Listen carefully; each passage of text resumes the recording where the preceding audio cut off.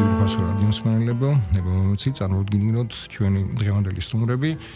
ლიტერატურული პრემია ქუჯის დამფუძნებელი ბატონი ბესო გვაზავა და პოეტი ამირან ჯანჯღავა. ლიტერატურული პრემია ქუჯის ძალიან ახლო მეგობარი. დიდი მადლობა რომ მობრძანდით და რა თქმა უნდა ჩვენი სასაუბრო თემა იქნება პრემია ქუჯი, რომელიც უკვე არა მხოლოდ ლიტერატურული პრემია, არამედ უკვე რაღაცა ლიტერატურული მოვლენაც არის ერთგვარი და მოდით ბატონო ბესო დავიწყოთ სულ თავიდან, რატომ ქვია ამ ლიტერატურულ პრემიას ქუჯი და რასთან არის ეს დაკავშირებული? ბევრ მაინც რა თქმა უნდა, იმიტომ მერვედ ტარდება ხო უკვე ეს პრემია, რამდენიც ვიცი, მაგრამ მაინც ისტორიული მონახაზი გავაკეთოთ. მაინც დიდი მადლობა მოწვევისათვის, მადლობა ასეთი შეფასებისთვის. მართლაც მერვე წელია წელს, რაც იმართება კონკურს ფესტივალი ქუჯი. საწყისები დაიწყო 2019 წელს და უკავშირდება სამეგრელოს, კონკრეტულად მარტვილის რაიონს. შემდეგ თანათანობით ჩატარებულა როგორც ზუგდიდში, ასევე თბილისშიც და წელს ვატარებთ ასევე თბილისში ჩავატაროთ ეს კონკურსი. რაც შეეხება სახელწოდებას ქუჯი, ისტორიული ფიგურაა, როგორც მოგეხსენებათ, ქუჯი და ფარნავასთან არის დაკავშირებული საქართველოს ერთიანობა. ქუჯიმ, როგორც ისტორიული წყაროები გვეუბნება, საკუთარი ნებით მეფემ კოლხეთისა დაუთმო აღმოსავლეთის მეფეს, იბერიის მეფეს ფარნავას და მიიღეს ერთობლივად ბრძნული გადაწყვეტილება და შექმნეს ერთიანი ქართული სახელმწიფო. ამ სახელმწიფოს აქვს ძალიან დიდი ისტორია, ძალიან დიდი ტრადიცია, ძალიან დიდი კულტურა, რომელიც დღემდე გრძელდება და გაგრძელდება იქამდე სანამ იარსებებს კაცობრიობა. ჩვენ ერთიან სივრცეში მოვიაზრებდით და აუცილებლად მოვიაზრებთ თავს ყველა თითეული ქართველი და ზუსტად ამას ემსახურება კონკურს ფესტივალი ქუჯიც. აპრიორში თვითონ სახელწოდებას განსაზღვრავს უკვე ამ პრემიის ხასიათს. ანუ განსაზღვრავს იმ შეფასებას, რითაც ფასდება ესა თუ ის ნაწარმოები და რამდენადაც ჩვენთვის ცნობილი აქ მარტო ლიტერატურით არ განისაზღვრება. იმიტომ რომ აქ არის შეფასება უკვე რისი თქმა მინდა, უკვე მერვე წელია უკვე გავიდა პირველი ნაბიჯიდან, პირველი ფესტივალი და მერვე ფესტივალამდე, რა თქმა უნდა ეს საერთაშორისო ასპარეზიც მიიღო ამაზე, რა თქმა უნდა შევჩერდებით, მაგრამ მე რა მაინტერესებს, აი თქვენეული შეფასება როგორ გაიზარდა ეს პრემია. აი ეს ზოგადად ეს პროცესი შინაარსობრივად ხო როგორ დაღვინდა. ერთი ლექსის კონკურსიდან დავიწყეთ, შემდეგ წლებში ნომინაციები ემატებოდა და შარშან უკვე 2025 წელს 4 ნომინაციაში ჩავატარეთ კონკურსი. ერთი გამოუქვეყნებელი ლექსი, წლის საუკეთესო დებიუტი, წლის საუკეთესო პროზაული კრებული და წლის საუკეთესო პოეტური კრებული. ეს სრულად მინდობილია ჟიურის 7 კაციან შემადგენლობაზე. და რამდენიც ვიცი ჟიურის წევრების წინასწარ აცხადებს ერთადერთი კონკურსია. დიახ, სადაც ჩვენ ვაქვეყნებთ წინასწარ, მით უმეტეს წელს დავასწრებთ მოვლენებს და ვიტყვი, რომ ხელოვნური ინტელექტიც ჩაერთვება. ეს იქნება ინოვაციური მიდგომა ქართულ რეალობაში. რატომ გახდა აუცილებელი ამის ჩართვა? აი როგორ შეიძლება რომ გითხრათ. არის, იცით, ჩვენთან არ გქონია ჩვენ უშუალოდ ამის გამოცდილება და ამის პირისპირ არ ვდგარვართ, მაგრამ როგორც ამბობენ, ხელოვნურ ინტელექტს უკეთავენ თქვათ ნაწარმოებებს, ძირითადად უფრო ლექსებს, ხელოვნური ინტელექტი წერს და აგზავნიან საკონკურსოდ. და ამჯერად ხელოვნური ინტელექტი ჟიურის წევრი განსაზღვრავს ეს ორიგინალია თუ არა და განსაზღვრავს რა თქმა უნდა ორიგინალია თუ არა ჩაერთვება და ეს ყველას გადამოწმება ალბათ ამ ეტაპზე არ იქნება შესაძლებელი, ვერ იქნება, მაგრამ გამარჯვებული ნაწარმოებები გადამოწმდება ხელოვნურ ინტელექტზე და თუ იქ დარღვევა აღმოჩნდა, მაშინ გამარჯვებული მოიხსნება, საერთოდ კონკურსანტი მოიხსნება. დაახლოებით აი როცა სადოქტოროს ვიცავთ, ის მოწმდება ხო, გადის შემოწმებას დაახლოებით აი მსგავს რამესთან გვექნება ადგილი. აი თქვენ ესე იგი გამოუქვეყნებელი ლექსზე ბრძანეთ ხო? ამით დაიწყო და ანუ ფაქტიურად ის გამარჯვებული უკვე მეორეჯერ იგივე ნომინაციაში მონაწილეობას აღარიებს. არა, ხო, აი ქუჯის აქვს ესეც რომ ვთქვათ თუ გაიმარჯვა წლის საუკეთესო დებიუტის ნომინაციაში, მას დებიუტის ნომინაციაში აღარ აქვს მონაწილეობის უფლება. თუ გამიმარჯვა პროზაულ კრებულში აღარ აქვს იმ კონკრეტულ ნომინაციაში მონაწილეობის მიღება და გარდა ამ ყველაფრისა, ამ საკონკურსო ნაწილისა ჩვენ გვაქვს ორი პრემია დაწესებული, ეს არის გიორგი ჭყოინდელის სახელობის პრემია, რომელიც კონკურსს გარეშე გადაეცემა 8 წლმოსილ ასაკოვან მწერლებს, ძირითადად 70-ზევით ადამიანებს და მეორე პრემია, რომელიც არის სახელოვნებო. შეიძლება არ იყოს პოეტი, შეიძლება პროზაიკოსიც არ იყოს, მაგრამ იყოს მსახიობი, მხატვარი და დავაჯილდოვოთ ქუჯი ერთიანი საქართველოსთვის. შარშან ამ პრემიით დავაჯილდოვეთ ყველასათვის საყვარელი და ცნობილი მხატვარი, რომელიც ასევე არის არაჩვეულებრივი მწერალიც, რეზო ადამიანი. შვენიერია. და ჩვენ აი კადრს მიღმა საუბრობდით იმაზე თუ რამდენი ადამიანი მოქცეულია მოდი ესე ვთქვა ჩრდილში, რომელიც მოღვაწეობს, რომელიც ქმნის მართლა ღირებულს და რომელიც არ ჩანს და თქვენი პრემიის წყალობით ეს ხალხი ნელ-ნელა იხილა საზოგადოებამ, თან მათთვისაც ეს ძალიან მნიშვნელოვანია. ჩვენ ზოგადად ბატონ ნუგზარი ვყავდა და ესეთი მსგავსი ფესტივალების ჩატარება ძალიან მნიშვნელოვანია, იმიტომ რომ აუცილებელია ადამიანს მისცე სტიმული, აუცილებელია ადამიანის შეაქო და მისცე მას საშუალება. ბატონ ამირანს მინდა მიმართო, იმიტომ რომ ბატონი ამირანი არის არაჩვეულებრივი გადაცემის ქუჯის დროა, ესეთი გადაცემა, წამყვანი, რომელიც ყოველ კვირას გადის ხომ ეთერში და აი რა ხდება ამ გადაცემაში, ანუ ძირითადად აი ეს ლიტერატურული პრემიაში მონაწილე მწერლებზეა საუბარი, თუ აცნობთ თქვენ ამ ავტორებს თუ რა ხდება? თუ ქუჯის დროა ისევ იმ საწყისებს უბრუნდებით, იმიტომ რომ მართლა ქუჯის დროა და მართლა ერთიანობა უნდა გაიმარჯვოს. ლიტერატურული დღემშვიდობისა სრულიად საქართველოს, ეს არის ჩვენი საფირმო ფრაზა, რომლითაც გადაცემას ვიწყებთ ხოლმე და ფაქტობრივად ექსკლუზიური უფლებას, ასე რომ ვთქვათ, დავირეგისტრირეთ ამ ფრაზასთან მიმართებით. მოკლედ, გადაცემის ქვეტექსტის არჩეული მიზანი, იდეა ფიქსი, როგორც შეიძლება დავარქვათ, არის ის, რომ ლიტერატურა, როგორც მყარი, სანდო გარანტი და საცავი ჩვენი თვითყოფადობის, იდენტობის, რომელიც ყოველთვის ხელს უწყობდა ჩვენი, ასე რომ ვთქვათ, ისტორიული სულის მოძრაობის გადარჩენას და წინაპლანზე გამოტანას. ამჯერადაც ქუჯის დროას აქვს ეს მოწოდება. ქუჯი ზოგადად ჩვენ ვფიქრობთ, რომ ერთგვარი, ასე რომ ვთქვათ, ახალი ნეოლოგიზმი გვინდა შემოვიტანოთ, გავქუჯიანდეთ, როგორც გაერთიანების სინონიმი. და ამდენად გადაცემაც თვლის, რომ ლიტერატურული სივრცე უნდა გახდეს ის ხიდი, რომელიც უწინარეს ყოვლისა ადამიანებს დააბრუნებს ერთმანეთთან და ერთ იდეოლოგიური, კონცეპტუალური შინაარსის ქვეშ უკვე ჩვენ ლიტერატურული, ზოგადად სახელოვნებო ღირებულებებით შევძლებთ, რომ აი ამ სანუკვარი იდეის ტერიტორიული მთლიანობის აღზრდისკენ გადავდგათ ნაბიჯები და აქვე ვიტყვით დღეს 7 მარტია, ბატონი ჟიგული შარტავას დაბადების დღის თარიღია. ძალიან მნიშვნელოვანი ფიგურის და რადგანაც აფხაზეთთან არის დაკავშირებული და ლიტერატურაზე ვსაუბრობთ, ვისარგებლებ შემთხვევით და ოთარ ჭილაძის ამ ხატოვან გენიალურ ფრაზას გავაჟღერებ, მე დაკარგულად ვერ ჩავთვლი იმას, რაც შემინებით არ დამითვი. ასე რომ ჩვენ არაფერი დაგვიკარგავს და ზუსტადაც ქუჯი მიზნად ისახავს, რომ ლიტერატურის სახით და ყველაზე ცოცხალი ღირებულებით ჩვენ ისევ დავბრუნდეთ ჯერ ერთმანეთთან და დავბრუნდეთ ჩვენი ურღვევი ტერიტორიული მთლიანობის აი ამ ნაწილში. ეხლა გისმენდით ბატონ ამირან და ძალიან ვამბობ, რომ აქამდე არ მინახავს თქვენი გადაცემა და ვფიქრობ, რომ აი ამ შეხვედრის შემდეგ ჩაუჯდები და სიამოვნებით მოვისმენთ. დიდი მადლობა ამ კათინაურისთვის. მართლა აუცილებელია ჩვენ გადაცემას აქვს ხოლმე ეს როგორ ვთქვათ კარგი მხარე ჩვენი გადაცემის ეს არის, რომ მსგავსი ადამიანები მოდიან და ლიტერატურაზე, პოეზიაზე საუბრის დრო ყოველთვის არის.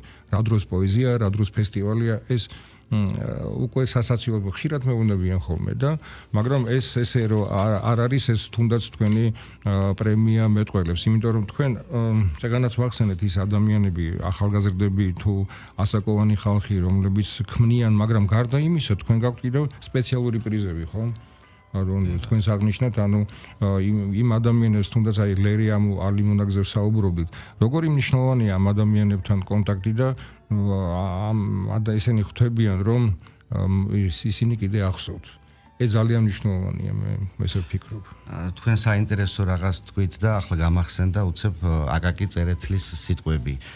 მწერლობა არის ერის გულის ცემა. კი ბატონო. მისი სულის სარკე. თუ მწერლობა დუმს ერიც მკვდარიაო. არ შეიძლება მწერლობა დადუმდეს, არ შეიძლება ერი, რომელსაც უმაგრებს ზურგს ამხელა კულტურული ისტორიული წარსული რომ მოგვდეს ან დაიძინოს და დღეს ქართული ლიტერატურა თამამად შემიძლია ვთქვა რომ ცოცხალია. ნამდვილად. უამრავი წიგნი გამოდის, უამრავი ღონისძიება იმართება და ახალგაზრდები მოდიან არაჩვეულებრივები. ჩვენც გქონდა ამაზე საუბარი და ისინი აზროვნებენ, ისინი შესანიშნავად წერენ, იცით, აი შეიძლება წაიკითხო ლექსი თავიდან ბოლომდე ვერაფერი ისეთი მხატვრული სახე ვერ დაიჭირო, მაგრამ 1-2 სიტყვა ისეთი ამოიკითხო, რომელიც დაგამახსოვრდეს.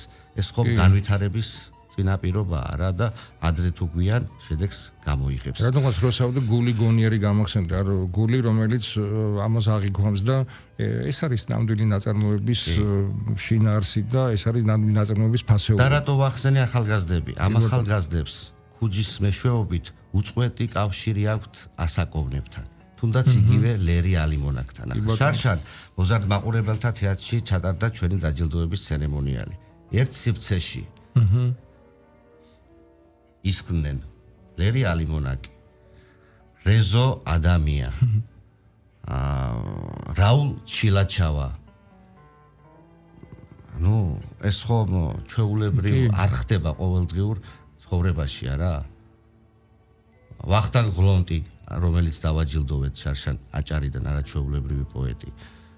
აი ასე იზრდება ცოცხალი კონტაქტი ყალიბდება, ხო ალბათ დარწმუნებული. კი ბატონო, წელს ვაპირებთ დავაჯილდოვოთ ვაჟა-ფშაველას მკვლევარი, მიხახელაშვილის პირველი გამომცემელი, ენათ მეცნიერი, უსინათლო 90 წლის გიგი ხორნაული.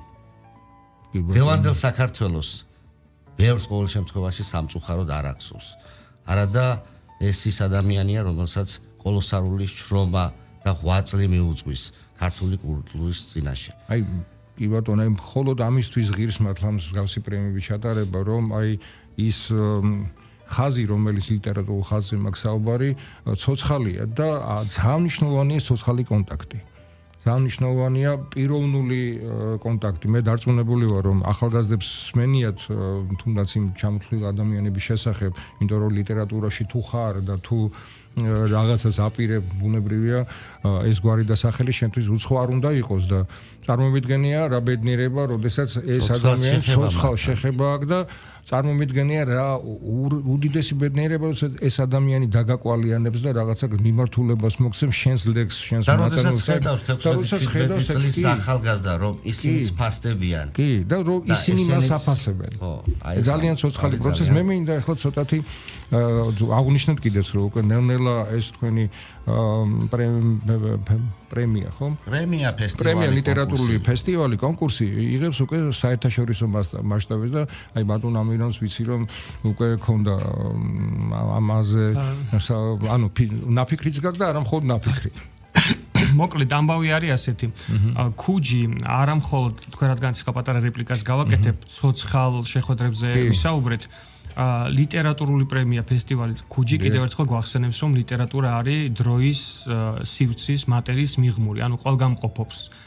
და ჩვენ ახლა უნდა გავიხსენო ძალიან კარგი შალვა ნუცუბიძეს აქვს ქართული რენესანსის თეორია, რომელიც არგუმენტირებულად თალისე სტრუქტურირებულად ამტკიცებს, რომ აღორძინების ხანა იწყება ვეფხისტყაოსნით, მთელი დეტალები აქვს შემოტანილი და ფაქტობრივად ვეფხისტყაოსანმა განსაზღვრა ჩვენი იდენტობა, თვითყოფადობა და ერთ-ერთი ჩვენ ასე კულუარულად ვისაუბრეთ, რომ ერთ-ერთი მორალური კონსტიტუციაცაა ჩვენი ცნობიერებისთვის და ამის შეხსენებასაც ახერხებს ქუჯი და ის რომ მასშტაბები უკვე ფართოვდება და უფრო გლობალური ხდება, დასტურებს ის ფაქტი, რომ ჩვენ 28 აგვისტო 4 სექტემბრის პერიოდში ვიმყოფებოდით ლატვიის ქალაქ რიგაში, სადაც საკმაოდ წარმომადგენლობითი მიღებები ჰქონდა.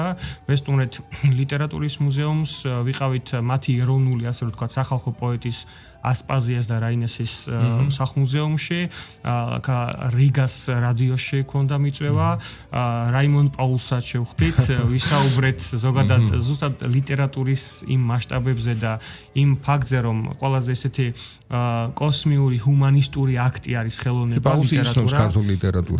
ძალიან კარგად და ქართველებთან მეგობრობდათ. ძალიან ესეთი ემოციური მგზნობელობითი სენტიმენტებითაც შემოიფარგლა და მოკლედ ქუჯის უკვე იცნობენ ლატვიაში და ამ კავშირებმა შემოიტანა კიდევ ერთი ძალიან კარგი ამბავი, რომ დამოუკიდებლობის აღდგენის შემდგომ ორივე ქვეყნის მხრივ საუბრობ, დაახლოებით 30 წელიწადზე მეტი იყო საქართველოს მწერალთა და ლატვიის მწერალთა კავშირებს შორის ესეთი ცოცხალი პირისპირი კომუნიკაცია შეხვედრა არ ყოფილა და ფაქტობრივად ქუჯიმ ის მისია, რომელიც ჰქონდა ლოკალურად საქართველოს გაერთიანების ნაწილში უკვე გააფართოვა და ეს ორი მწერალთა საზოგადოება ისევ დააბრუნა ერთმანეთთან და ესეც ძალიან ნიშანდობლივი ამბავია და აქვე იმასაც ვიტყვი, რომ ეს ჩვენი ლატვიური მწერალთა საზოგადოების წარმომადგენლები უკვე ივნისში ისევ ქუჯის ეგიდით, ასე რომ ვთქვათ, ჩამობრძანდებიან საქართველოში და კიდევ ერთხელ ვიტყვით, რომ როგორც ჰიპოკრატემ თავის დროზე თქვა, ars longa vita brevis, ხელოვნება მარადიულია, სიცოცხლე ხანმოკლე. ერთი რამ არ შემიძლია არ დავამატო,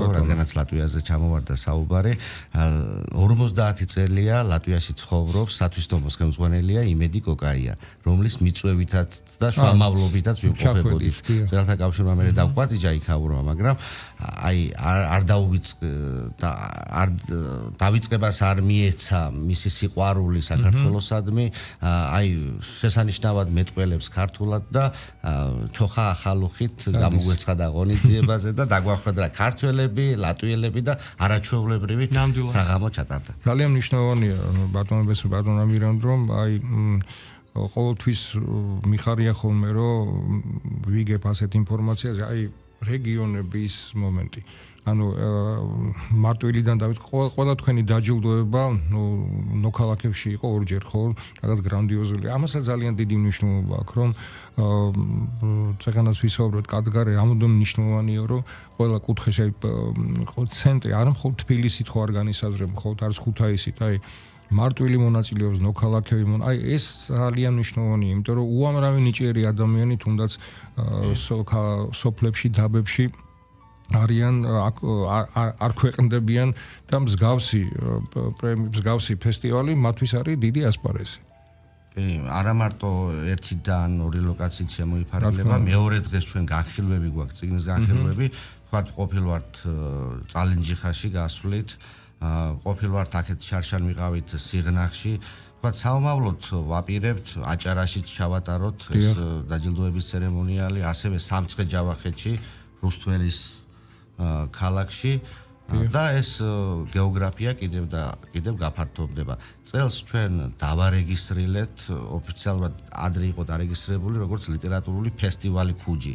წელს რადგანაც საერთაშორისო გავხდით ლიტერატურისა და ხელოვნების საერთაშორისო ასოციაცია ქუჯი. ეს უკვე მნიშვნელოვანია. დიახ, აი საინტერესოა. თქვით რომ პრემია ქუჯიო. რა თქმა უნდა, პრემიასაც გულისხმობს. ანუ ასოციაცია უკვე, ხო? კი, გულისხმობს კონკურსაც, გულისხმობს ფესტივალსაც, მაგრამ ამ აქტივობის გარდა ჩვენ გვაქვს კიდე სხვა აქტივობები. ვატარებთ ყოველ შემოდგომას ქალაქ ზუგდიდში ჯერჯერობით 2 წელი ზედიზედ გაიმართა ერთი მეგრულენოვანი კი ბატონო ეს უნდა მეკითხა ეს არის აბსოლუტურად უპრეცედენტო არავის აქამდე ეს არ გაუკეთებია შეიძლება ამერიკიდან შეიძლება თქვათ თურქეთიდან გამოაგზავნოს მეგრულენოვანმა ავტორმა ლექსი და გაიმარჯოს და ერთ-ერთი გამარჯვებული არის ამჟამად უცხოეთში ცხოვრები ქართველი ამის გარდა ჩვენ გვაქვს აკადემია მუზეუმი მარტვილის მუნიციპალიტეტმა გადმოგვცა ოთახი თქვენ იქნე ქუჯის იქნება ეს ოთახი ოთახი სადაც არის ქართველი მხატვრების ნახატები სადაც არის რა თქმა უნდა წიგნები მაგრამ არის ამავე დროს ცოცხალით რას გულისხმობს ამ ოთახის სიცოცხლის უნარიანობა იმას რომ ჩვენი წარმომადგენლები დამფუძნებელი ვთქვათ ბატონი ილია ერქვანია იმყოფება იქ და მასტერ კლასებს უტარებს რამოდენიმე ბავშვს გასაგებია და შემდეგ უკვე ნოემბერში მთელი სამეგრელო ზემო სვანეთის მასშტაბით ვატარებთ მოსწავლეთა რეგიონალურ კონკურსს სახელწოდებით ახალი სამყარო. და ახლა ამ ბოლო პერიოდში მოგვივიდა აზრად, რომ მუზეუმმა რომ სრულყოფილად იფუნქციონიროს და მუზეუმის სტატუსი ბოლომდე გაამართლოს, მომავალს დაუტოვოს ამ თაობის, ამ ეპოქის ადამიანების სახელები, თითო, აი ვთქვათ, 70 წელს გადაცილებულებს ხო ვაჯილდოებთ ჭყვენდელის პრემიით. ამათი თითო ნივთი, რაღაცა ატრიბუტი. უთხარით რამოდენიმეს, თხოვეთ, რომ დაეთმოთ ჩვენთვის, კალამი იქნება, ქუდი იქნება, სიმბოლური და დაიდებს ბინას, დაგვთანხმდა ძალიან ბევრი, რა თქმა უნდა, კი არა, აბსოლუტური უმრავლესობა და დაიდებს ბინას ამ მუზეუმში. მე ვფიქრობ, რომ ძალიან კარგი ნიადაგია, ძალიან კარგი მასვალი და ნაყოფს აუცილებლად გამოიტანს. აი, წლების შემდეგ უკვე ახლა სხვა მას თავისი აურა აქვს, თქვა 99 წლის ჯემალ ინჯიას ნაქონ ნივთს, რომელიც წარმოშობით არის მარტვილელი, მეგრელი. ბაბუამისი და ბებია იქ ცხოვრობდა და მე უკვე მამამისი გადმოსახლდა გორში და საქართველოს იცნობს როგორც გორელ წერალს. და აი ასე ნელ-ნელა ნაბიჯ-ნაბიჯ ქუჯის პრემიის ლაურეატი ჩვენთან იყო სტუმრად. შალოზე ელაპარაკე. ვიზე? პოეტზე. ზუგდიდელზე. ქარჩევაზე. ქარჩევაზე. ერთი მეგრულენოვანი და ლექსის სხვადასხვის მან მიიღო მონაწილეობა და მე ჩვენ ვთხოვეთ მე და ნინო რო წაიკითხა და ისეთი ჟღერადობა ყველაფერს ნუ ახლა მეტნაკლებად მესმის, მაგრამ ისეთი ლამაზი ჟღერადობა იყო, ფიქრობ რომ ეს ხშირად უნდა ჩატარდეს, იმიტომ ეს არ უნდა დაიკარგოს. ეს არ არის რაღაცა კუთხე, მე ვფიქრობ რომ ეს არის ძალიან საჭირო ამბავი. იმიტომ რომ აი რასაც ქვია ქუჯის ხო სახელწოდება ერთიანობა, ესეც ერთიანობა. ყურადღებას რო აქცევ შენს ენას, იმენას რომელთაც შენი მშობლები საუბრობდნენ, ბაბუაშენი საუბრობდა, წინაპრები საუბრობდნენ და აქ არ არის რაღაცა სწორად გამიგეთ განსაკუთრებულობის ხაზგასმა, არამედ აი ამ სილამაზეში ისევ საფუძვლის და ისევ სიღრმის ნუ აკაკი წერეთელი წერდა რომ მეგრული ენა არისო ქართული ენის სალარო და ჩვენ არა მარტო მეგრულის პოპულარიზაციას ვაკეთებ და საომავლოდ დაგეგმილია ასევე სვანური და ლაზურის ჩართვაც რომ აი სვანური რაღაცა აქტიურობა გავაკეთო სვანურად ჯერჯერობით არ არის ხო ჯერჯერობით აი 2 წელია რაც მეგრული ტარდება მქონდა ცდელობა მაგრამ საბოლოოდ რაღაცა ნიუანსების გამო ვერ მივიდა ბოლომდე ამენაზე მოლაპარაკეთ სიმართლე გითხრათ ცოტაა სვანურზე და ასევე გვინდა ლაზურიც რო ჩავთოთ ამ პროექტში და ძალიან კარგი იქნება ქართველური ენები ერთად გავაერთიანოთ. ხო, ერთს ვიტყვი თუ შეიძლება. სამწუხაროდ საზოგადოების გარკვეულ ნაწილში ალბათ ნაკლები ინფორმირებულობის და გამო წმინდა ლინგვისტური კუთხით რო შევხედოთ ამ საკითხს, არასწორი მოსაზრებაა ხოლმე ან არასწორად გადმოცემენ რომ მეგრული სვანური არის დიალექტი ან რეალურად ეს ხომ ქართველური ენათა ჯგუფის შემადგენელია, რომელშიც ქართული ენა, მეგრული, სვანური, ლაზური ერთიანობაში ქმნის აი ამ მრავალფეროვნებას, ხო, ამ პოლიფონიურობას და პირიქით თქვენ წეგან ზედმიწევნით სწორად დამართებულად შენიშნეთ, რომ ჩვენ რაღაც განსხვავებულობა და ფრაგმენტაცია კი პირიქით აი ამ მრავალფეროვნების ერთიანობა უნდა დავინახოთ და თავი მოვიწონოთ ზუსტად იმით, რომ აი ამ მომცრო მე ვგულისხმობ გეოპოლიტიკურ ჭრილში, ერში ამოდენა მრავალფეროვნებაა გაბნეული, ხო? იოანე ზოსიმე ამიტომაც ამბობდა, რომ დამარხულ არს ენაი ქართული დღემდე მეორედ მოსვლა მისისა საწარმოებლად. ზუსტად ის ხატოვანება, ფილოსოფიური სიღრმეები, ის მომნუსხველი სურნელება, რაც ქართულ ენებს გააჩნია, პირიქით ხელი უნდა შევუწყოთ, გამოვიტანოთ და მათი პოპულარიზაციის და მხარდაჭერის კვალდაკვალ უნდა ვიყოთ და თავი მოვიწონოთ. მადლობა, ნუ აი ძალიან სწორად განსაზღვრეთ, იმიტომ რომ ძალიან ბევრი ისეთი დაუნჯებული მარცვლებია იქ დავანებული, რომ ის უნდა იპოვო და ის იმით უნდა გამდიდრდე, იმით უმეტეს ეხლა ახალი ტექნოლოგიები და სულ ქართული გვავიწყდება, მაგრამ იქ ეს დავანებულია და ფიქრობ, რომ ეს კარგი საქმეა. და ჩვენი გადაცემა ნელ-ნელა იწურება და რა მაინტერესებს, აი ეს ქვეყნდება სადმე უკვე ეს დაუშვათ აი გამარჯვებულების ნაწარმოები აი ვინც გაიმარჯვა მისი ლექსები ანუ კრებული თქვენ გაქვთ თქვენი კი ყოველწლიურად ჩვენ ვაკეთებთ ალმანახს ქუჯის რაშიც გვეხმარება საქართველოს ეროვნული ბიბლიოთეკა და ბატონი კონსტანტინე გამსახურდია შარშან გამოვეცით შარშან წინდელი ალმანახი ქუჯი 2024 სადაც დაფიქსირებულია ყველა მონაწილე, ყველა გამარჯვებული, მოკლე ბიოგრაფია, ასევე პოეტური ნაწარმოებები და ეს ვრცელდება ამ გამარჯვებულებზე და ვინც არის დაინტერესებული მთელი წლის მუშაობის შედეგი, რაც კი ვთქვათ, გვიმუშავია, არის ასახული ამ წიგნში. ეხლა განაცხადების მიღება უკვე დასრულდა, რამდენადაც თქვენ მითხარით. 2 ფებრუარს დაიწყო განაცხადების მიღება და 5 და მარტს. როდის იქნება ამ დაჯილდოებისა და როდის გეგმავთ ივნისის დასაწყისში, კონკრეტულად კი 5 ივნისს ახალგაზრდობის სასახლეში გავმართოთ დაჯილდოების ცერემონიალი და ჯერჯერობით ეს ორი ადამიანია გარკვეული ქუჯიერთიანი საქართველოსთვის პრემიით დავაჯილდოვებთ ლეგენდარულ მურმან ჯინორიას და ერთ-ერთ პრემიას გადავცემთ გიგი ხორნაულს და დაემატება რა თქმა უნდა კონკურს გარეშე და დანარჩენი 3 თვე აქვს დაახლოებით დრო ჟიურს 7 კაციან შემადგენლობას იმუშაონ და 4 ნომინაციაში გამოავლინონ გამარჯვებულები. ერთი ლექსის კონკურსში ვლინდება 3 გამარჯვებული, პირველი, მეორე და მესამე და ასევე 7 ფინალისტი. აი როცა ჩვენ ფესტივალზე ვამახვილებთ ყურადღებას, ზუსტად ფესტივალი გულისხმობს იმას, რომ სამეულის გარდა არის 7 ფინალისტი, რომლებიც უახლოვდებიან ერთმანეთს, რომლებსაც უჩნდებათ გარკვეული სიმპათიები ერთმანეთის მიმართ და აგრძელებენ ცხოვრებას აი ესე ერთმანეთთან და ერთმანეთისთვის. უამრავი ადამიანი გააცნო ქუჯიმ და დღემდე გრძელდება ეს კავშირ ურთიერთობები. მადლობა დიდი ყველაფრისათვის. რაც შეეხება წიგნების ნომინაციაში, თითო გამარჯვებული იქნება. მადლობა დიდი, ჩვენ მოუთმენად დაველოდები ჩვენი გადაცემა ძველი რადიო და აუცილებლად, როდესაც მოხდება დაჯილდოების ცერემონიალი და უკვე გამოვლინდებიან